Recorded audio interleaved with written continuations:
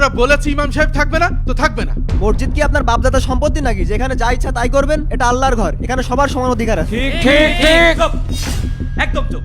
তুমি এর একটা কথা বলবে না। চুপ করবো মানে? ক্ষমতার জোরে আপনারা যা নয় তাই করছেন। এই সত্য, এই মসজিদে আর কোনো ইমাম পরিবর্তন হবে না, পরিবর্তন হবে এই মসজিদের কমিটি।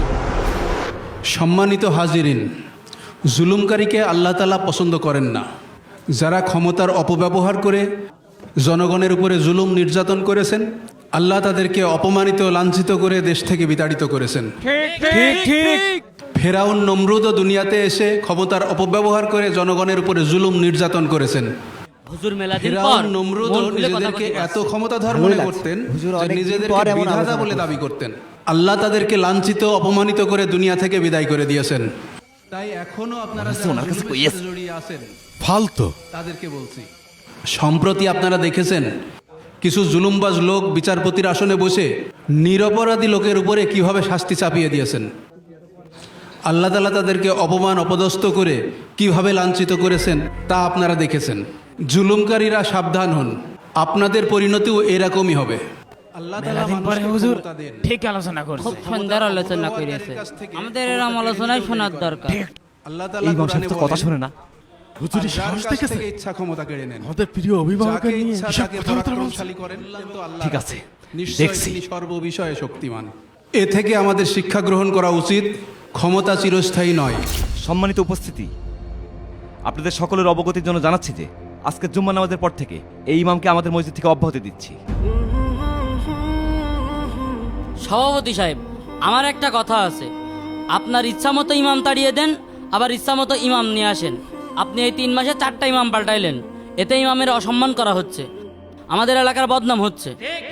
ঠিক ঠিক, ইমাম সাহেব যদি অন্যায় অপরাধমূলক কথাবার্তা বলে তাহলে তো তাকে তাড়িয়ে দেবই, এটা আমার কর্তব্যের মধ্যে পড়ে। ইমাম সাহেব অন্যায় করে না, অন্যায় করে অন্য লোক।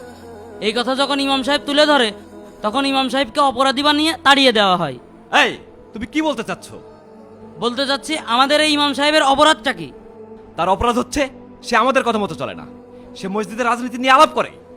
ইমাম সাহেব কেন আপনাদের কথা মতো চলবে? ইমাম সাহেবের কথা মতো আপনারা চলবেন, কারণ ইমাম হচ্ছে নেতা। আর ইমাম সাহেব কোরআন হাদিসের আলোকে কথা বলে। এখন এই কথা যদি রাজনীতির সঙ্গে লেগে যায় তাতে তো আর ইমাম সাহেবের কোনো দোষ নেই। ছেলে ফেলে দেখছি মুখে মুখে তর্ক করা শিখে গেছে। এই তুমি এত বেশি বোঝো কেন? আমরা বলেছি ইমাম সাহেব থাকবে না তো থাকবে না। মসজিদ কি আপনার বাপদাদার সম্পত্তি নাকি যেখানে যা ইচ্ছা তাই করবেন? এটা আল্লাহর ঘর, এখানে সবার সমান অধিকার আছে। ঠিক ঠিক ঠিক, একদম চুপ।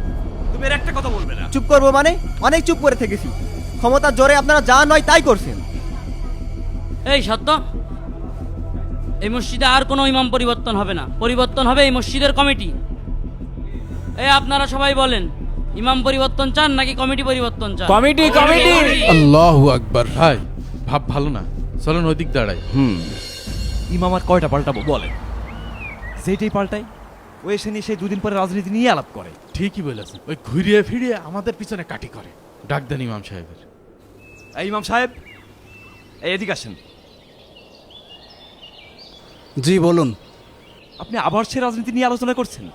আপনাকে না কতবার বলেছি এসব রাজনীতি নিয়ে মসজিদে কথা বলবেন না। আমি কখন রাজনীতির আলোচনা করলাম? আপনার সাহস কিভাবে হলো একজন সম্মানিত বিচারপতিকে নিয়ে সমালোচনা করার? আমি তো মিথ্যা কিছু বলিনি। তারা যে অন্যায় অপরাধগুলো করেছে, জুলুম করেছে, সেই কথাই তুলে ধরেছি মানুষকে বোঝানোর জন্যে। আরে আপনার লেখা থামান।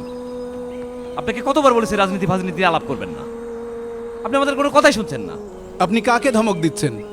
আমি কি আপনার গোলাম নাকি? আমি সব সময় হকের কথা বলবো, তাতে কারোর গায়ে লাগুক আর না লাগুক ওটা আমার দেখার বিষয় না। আপনি আমাদের মুখে মুখে তর্ক করছেন। আমি তর্ক করছি না, আপনাদের অন্যায় কথার জবাব দিচ্ছি। আপনার এই মসজিদে ইমামতি করতে হবে না, আপনি বাড়ি চলে যান। আপনি আমাকে মসজিদ থেকে তাড়ানোর কে? কোন অপরাধে আপনি আমাকে মসজিদ থেকে বের করে দিচ্ছেন? আপনার এত কথা জবাব দেওয়ার সময় আমার হাতে নেই। আপনি বের হন, এক্ষুনি বের হন। এই মহল্লায় কি আপনারা দুইজনই আছেন নাকি আরো লোক আছে? মসজিদের মুসল্লিরা যদি আমাকে ইমামতির দায়িত্বে না দেখতে চাই আমি চলে যাব। এই আপনার কথা কানে যাচ্ছে না? আমরা বলেছি আপনাকে চলে যেতে, তারপরও আপনি কথা বাঁচাচ্ছেন। আজকের মধ্যে যদি আপনি মসজিদ থেকে না যান আপনাকে আমি দেখে নেব। চলেন। হায় রে অকৃতজ্ঞ মানুষ, সামান্য সভাপতির দায়িত্ব পেয়ে এত ক্ষমতা দেখায়। প্রিয় ভাইয়েরা, আপনারাও এই মেসেজটা শেয়ার করে সবার মাঝে একটু ছড়াই দেন।